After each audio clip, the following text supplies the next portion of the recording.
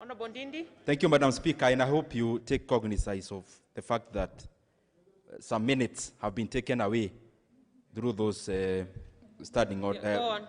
Through those orders. Madam Speaker, I rise up first as a Kenyan, number two as a person from Mount Kenya region, and number three as a youth. And therefore, I wish to address my issues, and especially departing from this parliament that is national, to also articulating some of the issues that are being peddled in our region insofar as this document is concerned. And for the avoidance of doubt, Madam Speaker, I have gone through the bill and I'm rising to oppose, but of course I'll be giving reasons. Number one, Madam Speaker, the kind of debate we are having this evening, Madam Speaker, and we have been having, is of monumental proportions.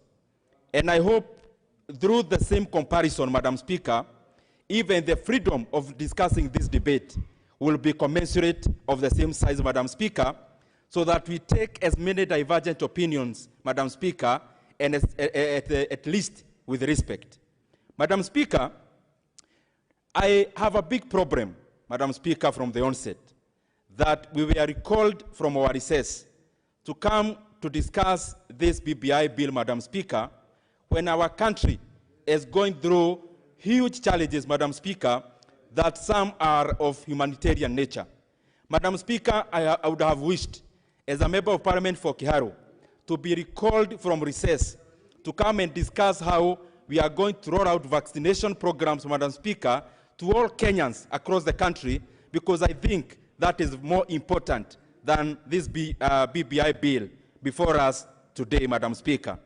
Madam Speaker, as we talk about the scourge of corona, Madam Speaker, it is important for all of us who are members of this parliament to know that most of the people that we present out there, and especially those in sectors that, like retail, sectors to do with hospitality, that is hotels and restaurants, Madam Speaker, this is a segment of Kenyan who constitutes the majority of people in the informal sector, Madam Speaker, and especially those people who have got informal jobs in our economy.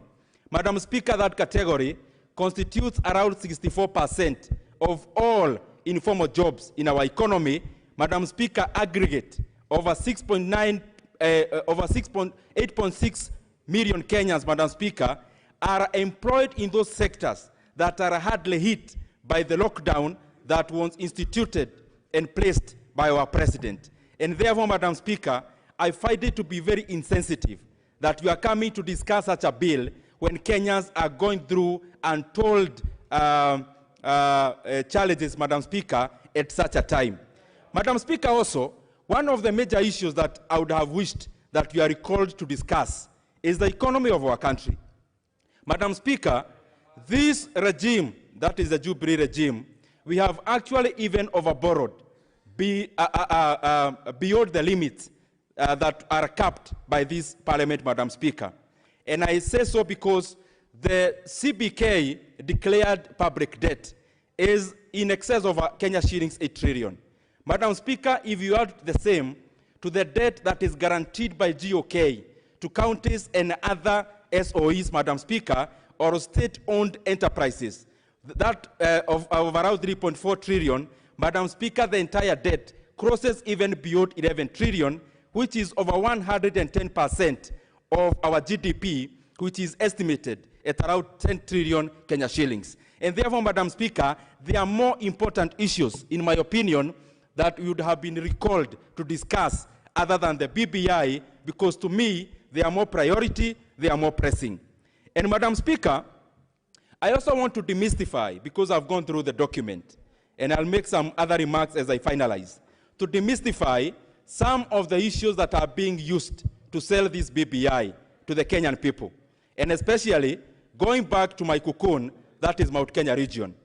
Madam Speaker, when the promoters and their surrogates come to our region, they are peddling a carrot of something they are calling additional constituencies. Madam Speaker, I want to be very forthright. After going through the bill, Madam Speaker, out of the 70 constituencies that are being promised by this bill, Madam Speaker, Mount Kenya region is only benefiting by getting only 17. Madam Speaker, even in proportion to our population, the number of constituencies that we are getting, Madam Speaker, are less than what we actually deserve. Madam Speaker, just to point a few, Nyeri County, with a population of close to 800,000 residents, Madam Speaker, is getting an additional 0 constituency. Madam Speaker, a county like Kajiado, with a much lower population of 687, based on the 2019 census, is getting an additional, Madam Speaker, 3 constituencies. The constituency I come, the county I come from, Muranga, Madam Speaker, with a population in excess of 1 million residents, is getting only 1 constituency, Madam Speaker, comparing the same to a county like Kwale, that is getting 5 constituencies, Madam Speaker, additional, and has a population of just around 866 residents. Madam Speaker, a county like Nyandarua, with a population of over 650,000 residents, is getting 0, while another county, Madam Speaker, of much lower population, like even Narok, is getting 3 constituencies, Madam Speaker, that are additional. The famous Tharaka Nithi, that always counts vote last, Madam Speaker, with a population of over 400,000 residents, is getting 0 constituency, Madam Speaker, while we see others of much lower population getting additional constituencies. Madam Speaker, therefore, this BBI bill is very skewed against the region I come from, Mount Kenya region, and that is the reason partly why, as a region, we are saying no. Madam Speaker, also, there is another carrot about devolution and the fact that some, sorry, Madam Speaker, and the fact that, Madam Speaker, they are beguiling our people that there is something in this bill insofar as 1 man, 1 vote, 1 shilling is concerned. Madam Speaker, the current formula that shares money between counties, Madam Speaker, is actually more favorable to the counties of Mount Kenya region than the bill presented before us, Madam Speaker. Madam Speaker, the issue of World Development Fund, as we know, is something we can actually pass without using and spending taxpayers' money through a referendum. Madam Speaker, I want to talk about a few national issues. Number 1 is on the 35% that we purport will be taken to our counties, Madam Speaker, from 15%. I want to point to this administration and ask even our president and the entire government of Kenya, what is restricting you now from giving our counties, not even the 15, not the 35, but even 50%, Madam Speaker? There is nothing restricting the current administration from giving our counties additional money. Madam Speaker, number 2, as we purport that we be adding more money to our counties, with the current threshold, our MCAs, our county staff have not been paid for the last 4 months, Madam Speaker. Which is this thing, or what is it within BBI that beyond the distribution is actually producing more funds to be channeled to our counties? Madam Speaker, the issue of inclusivity, to me, is far-fetched, because by adding 5 top positions, and of course giving to the elite, of course those who will be peddling and hawking their communities, Madam Speaker, I don't think that brings about inclusivity. And I say so because I know Kenya is an ethno-linguistically fragmented nation, Madam Speaker. We have many other nations that are like Kenya, including Switzerland, including Indonesia, which, instead of going through such a process, they bite the bullet, Madam Speaker, and did what is required to build a cohesive nation within a state. Madam Speaker, we always say as economists that history is our laboratory. The laboratory of an economist is history, Madam Speaker. And judging by history and studying other countries that are like Kenya, Madam Speaker, insofar as having many ethnicities is concerned, Madam Speaker, a country becomes cohesive when we start, Madam Speaker, focusing on other identities other than the rigid and toxic ones, like the negative ethnicity and religion, Madam Speaker. And we do that by industrialization. When you industrialize, people move from villages, from rural areas, and they come to towns. Madam Speaker, when they come to towns, they establish other identities based on their professions, based on their skills, based on their work, Madam Speaker, and those are much better identities to deal with other than the toxic ones like ethnicity and, of course, negative peddling of religion. Madam Speaker, therefore, we have to stop being lazy. The reason why Kenyans fight, Madam Speaker, number one, and the most prime, they fight for resources, Madam Speaker. Number two, they fight for recognition. That is where identity comes in, Madam Speaker.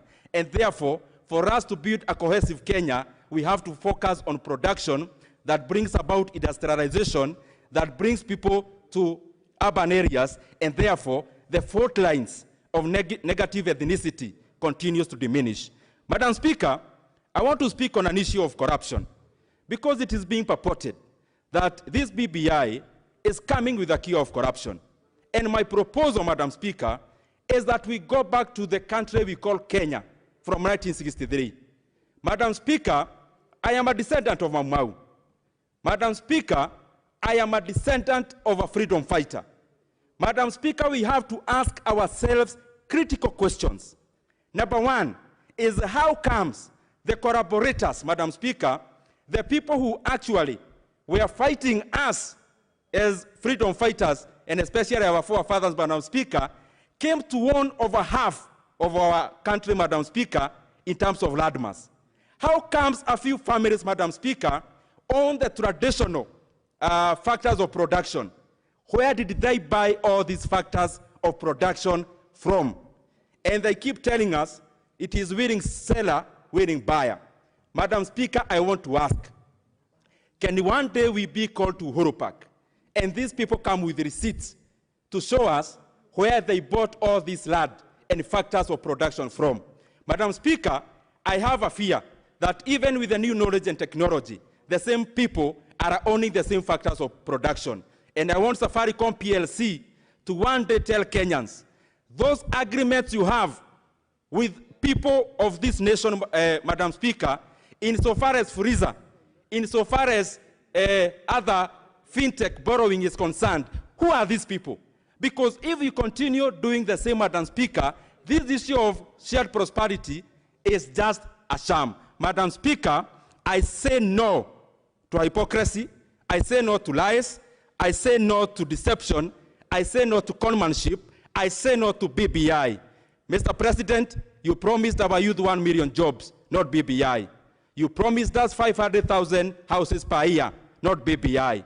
You promised us full 100% electrification by 2020. That has not been done. Please, Mr. President. Member for Mukurweini.